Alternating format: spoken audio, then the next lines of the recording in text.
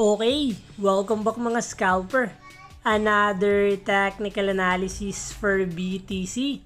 And wag na nga nating patagalin pa.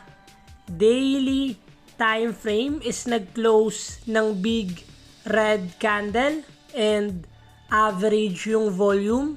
Silipin na natin yung possible scenario sa lower time frame. So kung makikita natin sa 4 hours time frame, nagkaroon tayo ng breakout sa support area. Nagkaroon pa tayo ng retest and currently nare-reject lang yung BTC sa resistance area natin. So what we expect sa ganitong scenario, since nag-create yung BTC ng another lower high and nagkakaroon tayo ng shift ng market structure. So BTC is creating lower low and another lower low.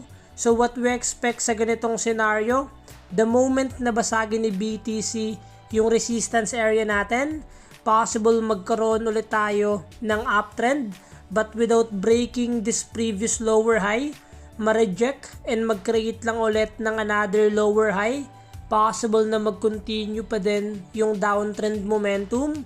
So we will always wait kung saan yung mga possible untugan ni BTC. Kung babakatin natin from low to high, meron tayong 618 area dito sa 90,400.